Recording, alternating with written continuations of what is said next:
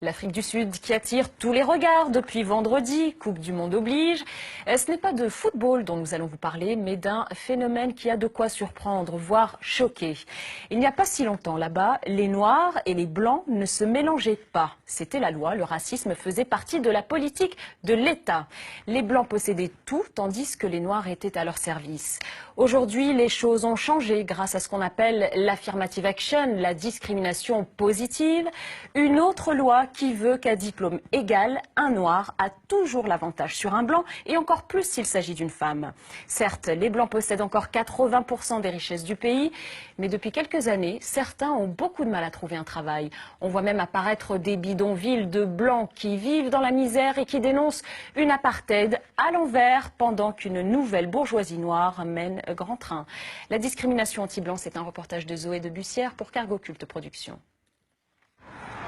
Il y a quelques années, en Afrique du Sud, cette scène aurait été impensable.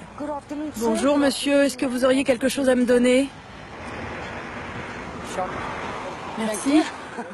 Une femme blanche qui mendie, des noirs qui lui donnent quelques fruits et un peu de monnaie. Merci.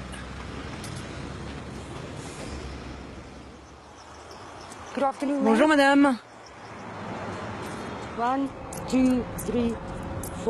Il y a 7 ans, Léonie a perdu son emploi de caissière dans une station-service. Depuis, cette femme de 42 ans est SDF et passe ses journées à mendier à côté de ce feu rouge. Un œil sur le trafic, l'autre sur sa mère handicapée.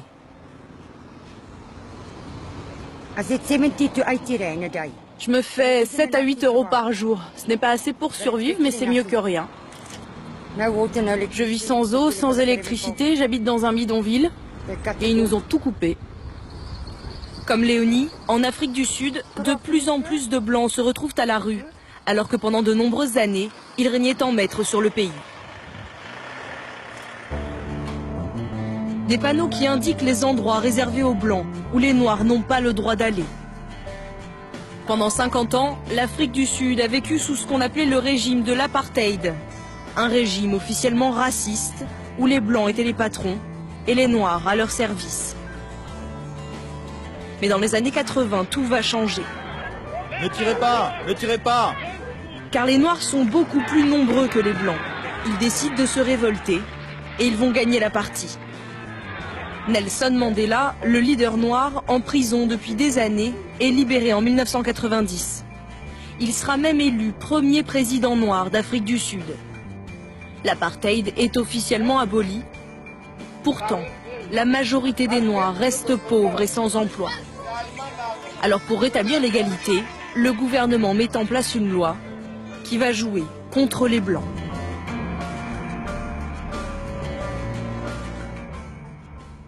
Dans cette ancienne ville minière, près de Johannesburg, les Blancs habitent désormais dans les mêmes quartiers populaires que les Noirs. Mais beaucoup d'entre eux s'estiment à leur tour victimes de racisme. C'est le cas de Trevor, 27 ans. Son histoire, beaucoup d'autres Blancs l'ont vécue. Après avoir obtenu son bac, Trevor a fait 3 ans d'études supérieures pour devenir garde dans un parc national. Voilà, ça c'est mon diplôme qui certifie que j'ai suivi les cours et que je suis qualifié pour ce travail. C'était le travail de ses rêves et pour financer ses études, il y avait mis toutes ses économies.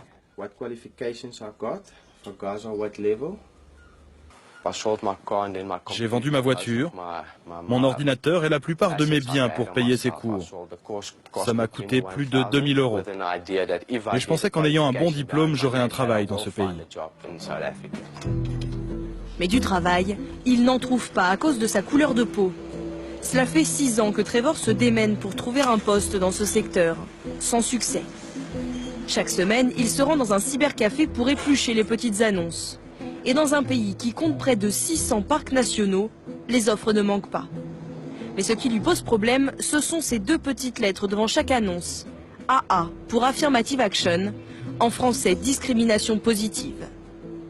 Toutes les offres d'emploi qui portent ce sigle sont réservées en priorité aux Noirs et aux Métis. Trevor a repéré une annonce qui l'intéresse, mais pour décrocher ce job-là, il vaut mieux ne pas être blanc.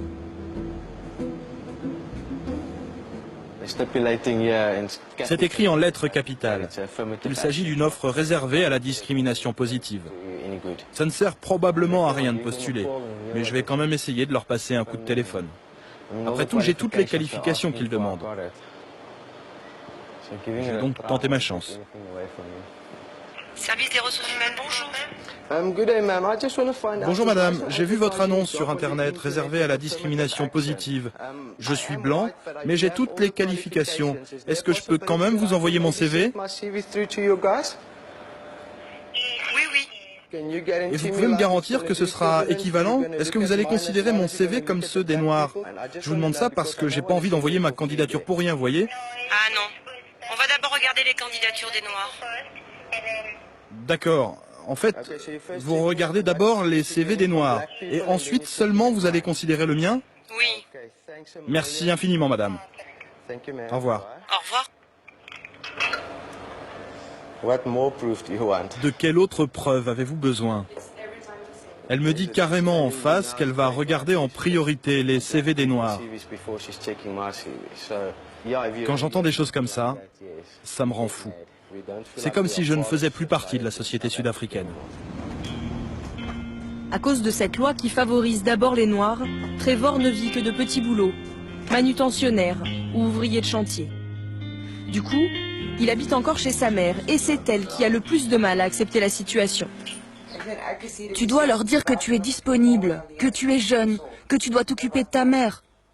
C'est du business. Ils doivent te donner une raison valable pour te refuser un emploi. Jusqu'à ses 50 ans, sa mère n'avait connu que l'apartheid. Une époque où tous les Blancs, diplômés ou non, avaient un emploi assuré. Aujourd'hui, comme son fils, elle aussi vit de petits boulots, après avoir perdu son poste d'infirmière. Décidément, tout a changé en Afrique du Sud. D'un côté, des nouveaux pauvres, blancs. De l'autre, des nouveaux riches, noirs. Bonjour Bertha. Ah, je vois que vous avez déjà commencé. Allez, accélérez un peu, on va faire du jogging. Dans ce club de gym UP de Johannesburg, Bertha s'entraîne 4 fois par semaine dès 6 h du matin. Cette jeune chef d'entreprise débourse 6 000 € par an pour transpirer sous les ordres de son coach personnel. Un luxe en Afrique du Sud. Bertha fait partie de cette nouvelle classe qui s'est enrichie après l'apartheid. Bravo Bertha, bien joué. Je suis fatiguée. Le privilège d'un coach à son service, blanc de surcroît, elle ne pouvait même pas l'imaginer il y a encore une quinzaine d'années. Car Bertha est une enfant du ghetto. Elle a grandi dans l'un des bidonvilles les plus pauvres du pays. Vous auriez pu imaginer vous offrir un coach quand vous étiez petite? Ah non, pas du tout. Je ne pouvais même pas me payer une paire de chaussures. Non, vraiment pas. On n'avait pas de club de gym. J'ai grandi dans un bidonville avec une seule rue, pas de lumière. Alors un club de gym, je ne savais même pas que ça existait. Si Bertha a aujourd'hui les moyens de s'offrir ce genre de service, c'est qu'elle a bénéficié des lois de discrimination en faveur des Noirs.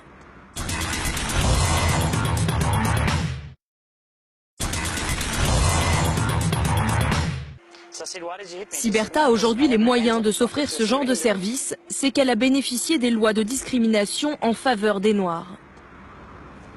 En plein cœur du quartier d'affaires de Johannesburg, elle dirige une petite entreprise de communication qui emploie 6 personnes. Alors voilà notre jolie petite réception. Et ça c'est mon bureau. C'est là que tout se passe. C'est ici que je travaille. De 8 h du matin jusqu'à 11 h ou minuit.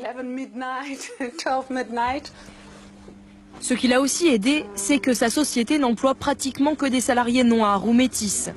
Et ça lui amène automatiquement de nouveaux contrats. Car ses clients sont incités financièrement par l'État à travailler avec des entreprises comme la sienne, dirigées par des Noirs. C'est la loi. Et pour elle, il n'y a là rien de choquant.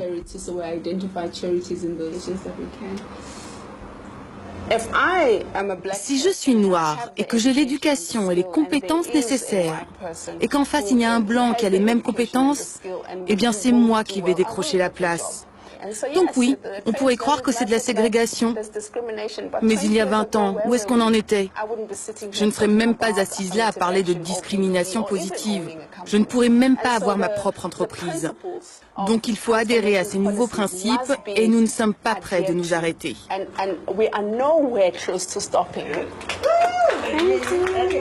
Ouais, faut que ça change. Et on veut du change aussi, de l'argent.